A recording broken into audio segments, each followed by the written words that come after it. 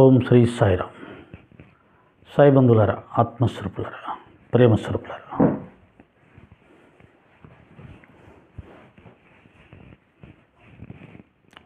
మనం ఇప్పుడు సాయి మార్గంలో గురువు వ్యవస్థ గురించి తెలుసుకుందాం. ఎందుకంటే ఇది చాలా ముఖ్యమైనటువంటి విషయం. గురువు లేకుండా ఆధ్యాత్మిక విద్య అవ్వదు, ఆ మార్గం సాఫీగా సాగదు. నిజానికి ఆధ్యాత్మిక మార్గంలో అయినా భౌతిక మార్గంలో అయినా గురువు లేకుండా నేర్చుకునే విద్య అంత సులభంగా రాదు, వచ్చింది సంపూర్ణము కాదు. కనుక గురువు అనేది తప్పనిసరి. చూడండి, మనం లౌకిక విద్యలకు గురువులను ఆశ్రయించి నేర్చుకుంటాం తప్ప పుస్తకాలు తెచ్చేసుకొని ఇంట్లో పెట్టేసుకొని చదివేసి పరీక్షలు రాసి మనం గొప్ప విద్యావేత్తలు కావాలనుకుంటే కాలేం. అలా ఉంటే ఎవరు స్కూల్కి వెళ్ళేవారు కాదు, వేలు లక్షలు ఫీజులు కట్టేవాళ్ళు కాదు. కాబట్టి ఖచ్చితంగా ఏ విద్యకైనా గురువు ఆవశ్యకత అనేది చాలా ఉందని తెలుస్తుంది. మరి ఆధ్యాత్మిక మార్గంలో బాబాగారి మార్గం ఒక ప్రత్యేకమైన విశిష్టత కలిగినటువంటి మార్గం. అది బాబాగారే చెప్పారు. షిరిడి నుంచి కూడా ఒక మార్గం ఉంది, అయితే అది చాలా ప్రయాసతో కూడి ఉంది అన్నారు. ఏమిటి ఆ ప్రయాస అని ఆలోచించినప్పుడు బాబాగారి మార్గంలో కేవలం ఆచరణ మాత్రమే ముఖ్యంగా భావించి నడవవలసిన మార్గం. బాబాగారి మార్గంలో ఉపన్యాసాలు చెప్పేది మార్గం కాదు, అలాగే పుస్తకాలు చదివి చెప్పేది బాబా మార్గం కాదు. తప్పకుండా నువ్వు ఆచరించి చెప్పవలసిన మార్గం. ఎందుకంటే సాయినాథుల వారు మనకు ఆ విధంగా ప్రతిదీ ఆచరించి చూపించారు. అందుకనే బాబా మార్గంలో ఎవరైనా గురువులు కావాలని చూస్తే వెంటనే బాబాతో పోల్చుకొని చూసుకుంటారు. బాబా గురించి చెప్తున్నాడు కదా, ఇతను బాబా ఆచరించాడా అని పోల్చుకొని చూస్తారు. అయితే ఇలా పోల్చుకొని చూసుకునే వాళ్ళ పర్సెంటేజ్ చాలా తక్కువ ఉంటుంది. 4 మంచి మాటలు చెప్పగానే, 4 పుస్తకాలు రాయగానే వెంటనే అతన్ని గురువు చేసుకొని అతని ద్వారా మనం ఏమన్నా పొందాలి అని ఆశించే వాళ్ళే ఎక్కువగా ఉంటారు. వీళ్ళు బాగా చదువుకున్న విద్యావేత్తల్లో ఉంటారు, చదివి రాని వాళ్ళల్లో ఉంటారు, అన్ని రకాల ప్రజల్లో ఇటువంటి వాళ్ళు ఉంటారు. అంటే 4 పుస్తకాలు రచించినా కానీ 4 మాటలు జ్ఞానపూరితంగా చక్కగా చెప్పగలిగితే వెంటనే అతను గురువుని చేసుకొని అతని ద్వారా మనం ఏదైనా పొందుతామేమో అని ఆశించి ఆయన గురువుగా చేసుకొని వెళ్ళే వాళ్ళు ఉంటారు. అలాంటి వాళ్ళే ఎక్కువగా ఉంటారు. కానీ బాబా మార్గంలో బాబా గారు స్పష్టంగా బివి దేవ్ అనే భక్తుడి విషయంలో ఆయన ఆధారం చేసుకొని నా మార్గంలో మధ్యవర్తులకు స్థానం లేదు, మీరు పిలిస్తే నేను పలుకుతాను, మీరు అడిగిన దానికి నేను సమాధానం చెప్తాను అని స్పష్టంగా ఆయన మనకు అభయం ఇవ్వడం జరిగింది. అలాగే మధ్యవర్తులు అనేది అవసరం లేదు అని బివి దేవ్ విషయంలో ఆయన ఆధారం చేసుకొని సాయి భక్తులైన మనందరికీ కూడా ఆయన మీకు నాకు మధ్యలో ఎవరు ఉండనవసరం లేదు, ఒకవేళ నువ్వు అలా ఎవరినైనా పెట్టుకుంటే గురువుగా నీకు చింకి గుడ్డలు దొరుకుతాయి. నేను పట్టు వస్త్రాలు ఇవ్వటానికి ఇక్కడ సిద్ధంగా కూర్చుంటే నువ్వు వాళ్ళను వీళ్ళను అడిగి మళ్ళీ వాళ్ళను వీళ్ళను గురువులుగా పెట్టుకొని చింకి గుడ్డలు తీసుకోవాలని ఎందుకు అనుకుంటున్నావు అని బివి దేవ్ అనే భక్తుని ఆధారం చేసుకుని మనకు చెప్పాడు. అయితే ఆశ్చర్యంగా అంత స్పష్టంగా సాయినాథుల వారు చెప్పినా కానీ చాలామంది మధ్యలో వచ్చినటువంటి కొంతమంది సాయి భక్తులను గురువులుగా భావించుకొని వారిని గురువులుగా చేసుకొని బాబాగారిని, బాబాగారి తత్వాన్ని, బాబాగారు అందించడానికి ప్రయత్నం చేసిన జ్ఞానాన్ని కూడా పక్కన పెట్టేసి ఈ మధ్యలో వచ్చినటువంటి గురువులు చెప్పేదే నిజమైన జ్ఞానమని, సంపూర్ణమైన జ్ఞానమని ఆయనే పర్ఫెక్ట్ గురువని వారి వెనకాల పడి వారిని గురువులుగా చేసుకొని జీవించిన వాళ్ళు ఉన్నారు, జీవిస్తున్న వాళ్ళు ఉన్నారు. ఇది నిజంగా చాలా చాలా దురదృష్టకరమైన విషయం. అయితే ఇక్కడ మళ్ళీ మనమే సమాధానం ఎత్తుకుంటే ఏం దొరికిందంటే, రుణానుబంధ రూపేణ పశుపక్షాల సుతాలయ అన్నట్టుగానే రుణానుబంధాన్ని అనుసరించి కొంతమంది గురువులుగా వస్తారు. అలా రావాలని రాసిపెట్టింది. ఎవరు తప్పించగలుగుతారు? బాబా స్పష్టంగా నీకు నాకు మధ్య ఎవరు మధ్యవర్తులు అక్కర్లేదు, నేనే అన్నీ ఇవ్వగలను, నన్ను ఆశ్రయిస్తే పట్టు వస్త్రాలు వస్తాయి, డైరెక్ట్గా మధ్యవర్తులను పెట్టుకుంటే చెంకిగుడ్డలు వస్తాయి అని చెప్పినా మనం కొంతమందిని గురువులుగా భావించుకొని వారిని ఆశ్రయించాము అంటే అది మన రుణానుబంధం. కాబట్టి వాళ్ళని తప్పు పట్టాల్సిన అవసరం లేదు.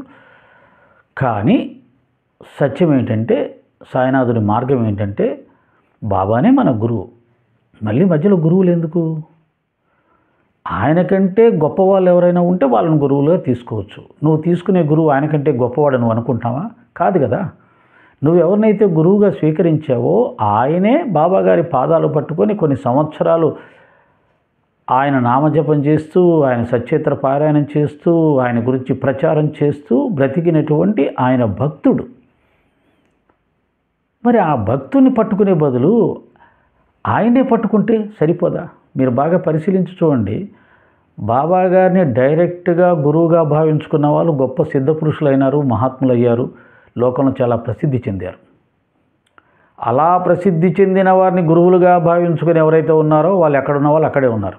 వాళ్ళు లోకానికి ఎవరికీ తెలియదు. వాళ్ళు కొన్ని వందల మంది ఉన్నారు, వేల మంది ఉన్నారు, కానీ వాళ్ళు ఒక్కరు కూడా ఆ స్థాయికి వెళ్ళలేదు. కానీ బాబాగారి పాదాలని డైరెక్ట్గా పట్టుకున్న వాళ్ళు లోకంలో చాలా ప్రసిద్ధులయ్యారు. వాళ్ళు చాలామందిని ప్రభావితం చేశారు. కొన్ని వేల మందిని వాళ్ళు శిష్యులుగా చేసుకుని నడిపించే శక్తిని కలిగి ఉన్నారు. ఇది ఒక్కటి మీకు బాగా ఆలోచిస్తే అర్థమవుతుంది. అంటే బాబా పాదాలు డైరెక్ట్గా పట్టుకున్న వాళ్ళు ఎంత గొప్ప వాళ్ళుగా మారారు, ఎంతమందిని చైతన్యపరిచారు, ఎంతమందిని నడిపించగలిగారు చూడండి. కానీ బాబా పాదాలు పట్టుకున్న వాళ్ళని భక్తులుగా పట్టుకున్న వాళ్ళు భక్తులుగా ఎక్కడున్నారో ఎలా ఉన్నారో అలాగే ఉన్నారు. వాళ్ళు ఎవరు ప్రసిద్ధులు కాలేదు. కాబట్టి ఈ ఒక్క ఉదాహరణ చాలు బాబాగారి పాదాలు పట్టుకోవడమే శ్రేష్టం, ఉత్తమం అని చెప్పి తెలుస్తుంది. ఇక బాబాగారి పాదాలు పట్టుకొని నేను గురువును కాదు, ఆయన దాసుణ్ణి, ఆయన చేతిలో పనిముట్టుని, ఆయన సేవకుణ్ణి అన్న భావంతో చివరి వరకు ఉన్నటువంటి మహానుభావుడు, మహాత్ముడు ఎవరైనా ఉన్నారు అంటే భరద్వాజ్ మాస్టర్ గారు ఒక్కరే. ఇంకా తర్వాత చాలామంది బాబా మార్గంలో వచ్చారు, గురువులుగా మారారు, అనేక మంది శిష్యుల్ని ప్రోగు చేసుకున్నారు, సంపాదించుకున్నారు.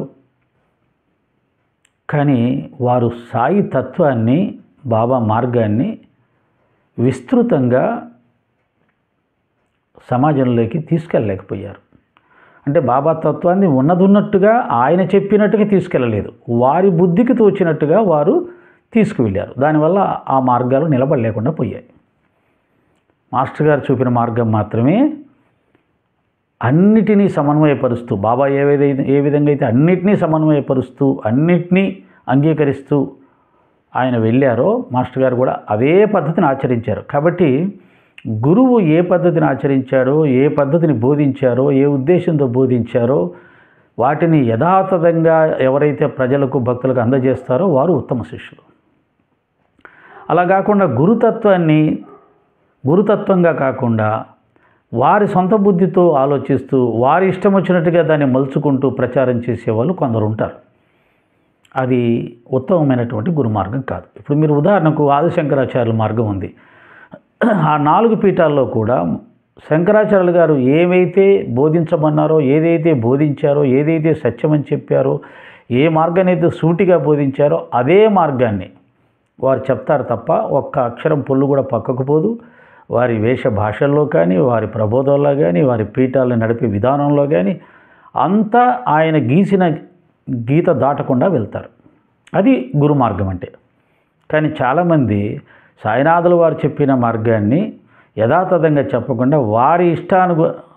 వారి ఇష్టానుసారంగా వారికి ఏదైనా నచ్చలేదనుకోండి, వారికి విగ్రహారాధన నచ్చలేదనుకోండి, సాయిబాబా గారు విగ్రహారాధన చేయమని చెప్పినా అసలు విగ్రహారాధన మంచిది కాదని చెప్పేస్తారు.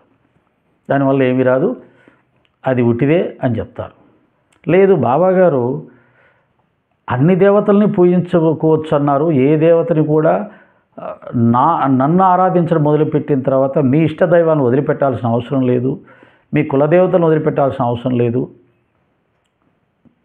అని బాబాగారు చెప్తే, కొంతమంది ప్రబోధకులు ఏం చెప్తారు, బాబా భక్తుల్లో బోధకులు, బాబాని తప్ప ఎవరిని పూజించొద్దు, ఏ దేవతను పూజించొద్దు, అలా పూజించాల్సిన అవసరం లేదు, అలా పూజిస్తే అసలు వాళ్ళు సాయి భక్తులే కాదని చెప్తారు. ఇది సాయి తత్వానికి సచ్చరిత్రలో ఉన్న అనేకమైనటువంటి కథలకు ఇది వ్యతిరేకం. మరి ఎందుకు అలా చెప్తారు? బాబా అలా చెప్పలేదు కదా అంటే, ఇది వీళ్ళ యొక్క ఇష్టాయిష్టాలకు అనుగుణంగా చెప్పుకునేది, ఇది సాయి తత్వం కాదు. కానీ గుడ్డిగా చాలామంది వారు చెప్పింది కూడా ఆచరిస్తూ అదే నిజమనుకుంటూ ఆ మార్గంలో వెళ్ళే వాళ్ళు కూడా ఉంటారు. ఇది ఎప్పుడు ప్రతి యుగంలో జరుగుతూనే ఉంటుంది, ప్రతి గురువు విషయంలో జరుగుతుంటుంది. గురువుగారు చెప్పిన దానికి వ్యతిరేకంగా కొంతమంది చెప్పినా దానికి కొంతమంది అలవాటు పడి ఇష్టపడిపోయే వాళ్ళు కూడా ఉంటారు. అది అలాంటి వాళ్ళు ఉన్నారు. ఇంకా కొంతమంది గురువులమని వచ్చిన వాళ్ళు విచిత్రంగా సాయితత్వంలో హేమాడ్ పంత్ గారి చేత బాబాగారు నేను రాయించుకుంటాను లేదా నేనే వ్రాస్తాను, నా భక్తుల చరిత్ర నేనే రాసుకుంటాను అని చెప్పినటువంటి సచ్చరిత్రను కూడా పారాయణం చేయకుండా ఈ గురువులు అనేవాడు వాళ్ళు రాసినటువంటి చరిత్రలనే చదవాలి అని చెప్పేసి నియమం విధించిన వాళ్ళు ఉన్నారు. ఇంకా విచిత్రం ఏంటంటే, శరీరంతో ఉండి బాబా భక్తులుగా ఉంటూ బాబా పేరు చెప్పుకుంటూ బాబా పేరు మీద విగ్రహ ప్రతిష్టలు చేస్తూ మందిరాలు నిర్మిస్తూ బాబా భక్తులుగా ఉన్న వాళ్ళందరినీ తమ వైపు ఆకర్షిస్తూ బాబాకు భక్తులకు మధ్యలో వీళ్ళు గురువుగా ఉండిపోవడమే కాకుండా వీళ్ళ పేరు మీద అష్టోత్తరాలు, విచిత్రంగా వీళ్ళ పేరు మీద అష్టోత్తరాలు పూజలు చేయించుకుంటూ బాబా గారి కంటే వీరే ఎక్కువగా పూజలు అందుకుంటూ దాన్ని భక్తులు చేస్తూ ఉంటే శిష్యులు చేస్తుంటే అంగీకరిస్తూ ఉన్నటువంటి గురువులు విచిత్రంగా వెలిశారు. కలికాలం కదా. అంతేకాదు, వీళ్ళు ఈ గురువుల దగ్గరికి వచ్చిన వాళ్ళు మాత్రమే నిజమైన సాయి భక్తులని, ఇంకా మిగతా వాళ్ళు ఎవరికి సాయి తత్వం తెలియదని, వారు సాయి అనుగ్రహానికి పాత్రులు కారని, ఎవరైతే నన్ను ఆశ్రయించారో నేను చెప్పిన పద్ధతుల్లో బాబాను ఉపాసన చేస్తారో వారు మాత్రమే నిజమైన సాయి భక్తులని, అటువంటి వారు చేసే పూజనే బాబా స్వీకరిస్తారని, కాబట్టి మీరు ఇతర సాయి భక్తుల పూజలకు వాళ్ళ ఇళ్ళకు వెళ్ళొద్దు, వాళ్ళతో ఎటువంటి సంబంధాలు పెట్టుకోవద్దు, మీరంతా నా దగ్గరికి వచ్చిన వాళ్ళు మీరంతా ఒక గ్రూపుగా ఉండి మీరు మాత్రమే వెళ్ళడము పూజల్లో పాల్గొనడం చెయ్యాలి తప్ప నా దగ్గర ఉపదేశం తీసుకొని సాయి భక్తులకు మీరు వెళ్ళకూడదు, వాళ్ళ పూజలకు వెళ్ళకూడదు. ఇలా గీత గీసేసి భక్తులని కట్టడి చేసిన వాళ్ళు ఉన్నారు. అంతేకాదు, వారు అనేకమైనటువంటి సాయి మందిరాలని వారి అధీనంలోకి తెచ్చుకొని వాటికి వీళ్ళే అధికారులు అయిపోయి ఆ మందిరాలన్నింటిని కూడా వీళ్ళ యొక్క సంస్థ అధీనంలోకి తెచ్చుకొని ఆశ్రమం అధీనంలోకి తెచ్చుకొని వాటన్నిటికీ నేనే రాజాదిరాజును అన్నట్టుగా ఆనందపడుతూ భ్రమల్లో తేలుతూ సాయిబాబా గారి కంటే మేమే అధికులమనే భ్రమలో మునుగుతూ భక్తులు నా భ్రమల్లో ఉంచుతూ ఉన్నటువంటి గురువులు కూడా ఉన్నారు. చాలా చిత్రం అనిపిస్తుంది. సచ్చరిత్ర స్పష్టంగా బాబాకి భక్తులకు మధ్యలో ఇక ఇతరులు ఎవరు అక్కర్లేదని చెప్పినా, స్వయంగా బాబాని చెప్పినా, ఇలాంటి కపట గురువుల యొక్క అధీనంలోకి వెళ్ళిపోయి వాళ్ళ ఆస్తులు పాస్తులు అన్నీ వాళ్ళకు రాసిచ్చేసి వాళ్ళ జీవితాలను కూడా ఆ గురువుల సేవకి అంకితం చేసి ఇంటికి పనికి రాకుండా ఆధ్యాత్మికానికి పనికి రాకుండా మాకు ఒక గురువు దొరికాడు, ఆయన మమ్మల్ని ఉద్ధరిస్తాడు, మాకు మోక్ష సామ్రాజ్యాన్ని చేరుస్తాడు అని నమ్ముతూ అలా కుటుంబాలు నాశనం చేసుకున్న వాళ్ళు కూడా చాలామంది ఉన్నారు. బాబాగారు ఎప్పుడు ఎవరిని కూడా ఆ విధంగా మీ కుటుంబ పనులు మీ ఇంట్లో వాళ్ళని అందరినీ వదిలేసేసి నా సేవకు అంకితం కండి అని ఎవరికి చెప్పాల. మల్సాపతి లాంటి భక్తుడు బాబా దగ్గరే ఉంటూ బాబా సేవలో ఉంటూ నాకు ఇంక సంసారం వద్దనుకున్నా సరే అతను ఉన్న ఒకానొక కుమారుడు చనిపోతే వంశం ఎలా నిలబడుతుందిరా అని బలవంతంగా ఇంటికి తీసుకెళ్ళి ఇంట్లో వదిలేసి భార్యతో తిరిగి సంసారం చేసేలాగా మళ్ళీ సంతానం కలిగేలాగా పంపించినటువంటి గురువు మన గురువు. ఎప్పుడు ఆయన సంసారం నిర్లక్ష్యం చేయమని చెప్పలేదు, కుటుంబాన్ని నిర్లక్ష్యం చేయమని చెప్పలేదు, కుటుంబ బాధ్యతలు వదిలేసి నా సేవలో ఉండమని చెప్పలేదు. కానీ ఇప్పుడు బాబాకి భక్తులకు మధ్యలో వచ్చిన గురువులు మాత్రం మమ్మల్ని సేవించుకుంటే, మా సేవలో మీ జీవితాలు తరింపజేసుకుంటే, మీ ఆస్తిపాస్తులన్నీ మన సంస్థకు రాసిచ్చేస్తే మీకు స్వర్గంలో రాజ్యం ఏర్పడుతుంది, ఆ రాజ్యానికి మిమ్మల్ని అధిపతుల్ని చేస్తాం, ఇంద్రుడి తర్వాత మీరే ఒక్కొక్కరు ఆ పదవిలో కూర్చోవచ్చు అన్నంతగా భ్రమలు కల్పించేస్తుంటే వీళ్ళందరూ నిజమని నమ్మేసి ఆ గురువులను ఆశ్రయించి వెళ్ళటం. ఎక్కడి ఆత్మజ్ఞానం, ఎక్కడి సమభావం, ఎక్కడి అనంతమైనటువంటి ఈశ్వరతత్వం. శిష్యుణ్ణి ఎట్లా తయారు చేయాలి? సింహంలా తయారు చేయాలి, పులిలా తయారు చేయాలి. అంటే ఎక్కడికి పోయినా నిర్భయంగా భయపడకుండా తిరిగి మళ్ళీ తన స్థానానికి వచ్చి చెక్కు చెదరని జ్ఞానంతో ఉండాలి. అంతేగాని వేరే వాళ్ళ దగ్గరికి వెళ్తే వాడు మళ్ళీ నేను నేర్పించిన జ్ఞానం పోతుందేమో, వాళ్ళు నేర్పించిన జ్ఞానం వస్తుందేమో. వేరే వాళ్ళ దగ్గరికి వెళ్తే నాది తప్పని తెలిసిపోయి వాళ్ళది ఎక్కువ అని తెలిసిపోయి వాడు అక్కడికి వెళ్ళిపోతాడేమో నన్ను వదిలిపెట్టి, లేదా నలుగురు చెప్పేది వింటే వాడు డిస్టర్బెన్స్ అయిపోతాడేమో. డిస్టర్బెన్స్ కాకుండా ఉండే జ్ఞానాన్ని నువ్వు ఇవ్వాలి. నువ్వు నిజంగా గురువు అయితే ఎక్కడికి పోయినా చెక్కు చెదరని జ్ఞానంతో అతను ఉండేలా నువ్వు జ్ఞానం ఇవ్వాలి. నీ దగ్గర ఆ జ్ఞానం ఉండాలి. బాబాగారు ఆ విధమైన జ్ఞానం ఇచ్చాడు కాబట్టి తన భక్తులకి ఎవరికి గీతలు గీయలేదు, ఎవరిని నియంత్రించలేదు, ఎవరిని తన దగ్గరే ఉంచుకోలేదు, ఎక్కడికి వెళ్ళకూడదని చెప్పలేదు. నిజమైన గురువు తన శిష్యుణ్ణి తనంతటి వాడిగా చేస్తాడు, అతను గురువు అయితే. అలా చేయబడిన శిష్యుడు ఎక్కడికి పోయినా చెక్కు చెదరకుండా తన గురువు చెప్పినటువంటి జ్ఞానస్థితిలోనే ఉంటాడు. ఎవరు ఎన్ని చెప్పినా సరే వాటిని తన గురువు చెప్పిన జ్ఞానానికి సమన్వయించుకుంటూ వెళ్తాడు. అల్టిమేట్ జ్ఞానమే కదా, ఆత్మజ్ఞానమే కదా అల్టిమేట్గా. ఆత్మజ్ఞానం నువ్వు అందించగలిగితే డిస్టర్బెన్స్ ఏం లేదు. అన్ని ఆత్మలోంచి వచ్చాయి, సాకారాలు నిరాకారాలు అన్ని ఆరాధన పద్ధతులు అన్నీ ఆత్మలోంచి వచ్చాయి. కాబట్టి ఆత్మజ్ఞానం ఇవ్వగలిగినప్పుడు ఎవరు ఎక్కడికి పోయినా, ఎవరు ఏం చెప్పినా చలించని స్థితిలో ఉంటారు. ఆ జ్ఞానం ఇవ్వడం మనకు చేత కాదు. మనకు వచ్చింది ఏదో 4 పుస్తకాలు చదివి చెప్పేస్తాం, 4 పద్ధతులు 4 నియమాలు చెప్పేస్తాం. మనకే తెలుసు మనకేం రాదని. అటువంటప్పుడు భయం ఉంటుంది కదా. ఎక్కడైనా బయటికి వెళ్తే ఎవరన్నా మనకంటే ఎక్కువ జ్ఞానం ఉన్నవాడు చెప్పింది వింటే వీళ్ళందరూ మళ్ళీ అటు వెళ్ళిపోతారేమో. కాబట్టి ఎక్కడికి వెళ్ళకూడదు, ఎవరిని చూడకూడదు, ఎవరి పుస్తకాలు చదవకూడదు అని చెప్పేసి వాళ్ళకి కండిషన్స్ పెట్టేస్తే ఇంకా వాళ్ళు ఎక్కడికి వెళ్ళరు. కానీ ఏం చేసుకుంటాం వాళ్ళని? 1000 మందో, 1,00,000 మందో, 10 లక్షల మందో మన భక్తులైతే, మన శిష్యులైతే మన ఆరాధిస్తే ఏమొస్తుందో మనకు? మనం పొందిన జ్ఞానమే కదా మనకి ఏదైనా వచ్చేది తెచ్చేది. ఓ 10 కోట్ల మంది మనల్ని గొప్ప అంటే గొప్ప అయిపోతామా? మనలో ఉన్న భయం పోతుందా? అజ్ఞానం పోతుందా? వచ్చే కర్మఫలాలు పోతాయా? కష్టాలు నష్టాలు పోతాయా? రోగాలు పోతాయా? ముసలితనం పోతుందా? ఏది పోతుంది? కాబట్టి మనం సంపూర్ణమైన జ్ఞానాన్ని పొందినప్పుడు ముందు మనం నిర్భయులమైతే మన భక్తుల్ని కూడా నిర్భయులుగా చేసి సమాజం మీదకి వదిలేయచ్చు. రామకృష్ణ పరమహంస స్వామి వివేకానందని అలా వదిలేశాడు ప్రపంచంలో. ప్రపంచం మొత్తానికి వెళ్ళి ఆయన బోధించాడు తప్ప ఎవరితోనూ చెప్పించుకొని రాలా. ఆయన ఎక్కడికి పోతే భయపడలా. నిజమైన గురువులు అట్లాంటి శిష్యులను తయారు చేస్తారు. ఎక్కడికి వెళ్ళొద్దు, ఎవరి పుస్తకాలు చదవద్దు అని ఎవరైతే అంటారో అది అర్ధజ్ఞానం. వాళ్ళు భయపడుతున్నారు, భక్తుల్ని భయపెడుతున్నారు,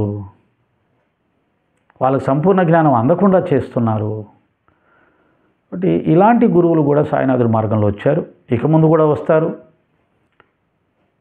బాబా దగ్గరికి వెళ్ళాలంటే నేనే మార్గం, నేనే జీవం, నేనే సర్వం, నా ద్వారా మాత్రమే బాబా దగ్గరికి వెళ్ళగలుగుతారు. నేను చెప్తేనే మీకు బాబా తత్వం అర్థమవుతుంది, మీకుగా మీరు బాబా తత్వాన్ని అర్థం చేసుకోలేరు, ఎందుకంటే బాబా నన్ను పంపించాడు చెప్పరా అందరికీ అని చెప్పేవాళ్ళు వస్తారు. వెంటనే ఇంకా అలా చెప్పగా నమ్మేయడం కాదు. ఒక్కసారి మళ్ళీ సత్యత్రని ప్రామాణికంగా తీసుకుంటున్నాం కదా, సత్యత్ర చదవండి.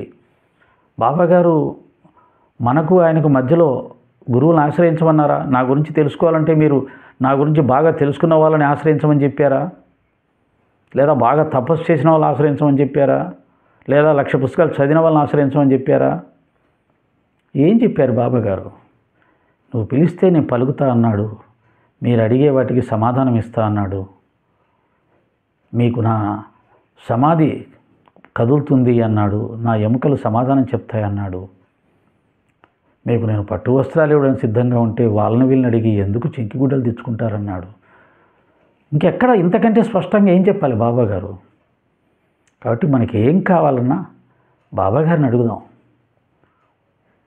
బాబా సమాధానం చెప్పడనే అనుమానం వద్దు. ఒకవేళ ఎవరైనా కొంత తెలిసిన వాళ్ళు చెప్పినా వారికి నమస్కారం పెట్టండి, వారికి ఒక కృతజ్ఞతలతో ఉండండి, కృతజ్ఞతలు చెప్పండి.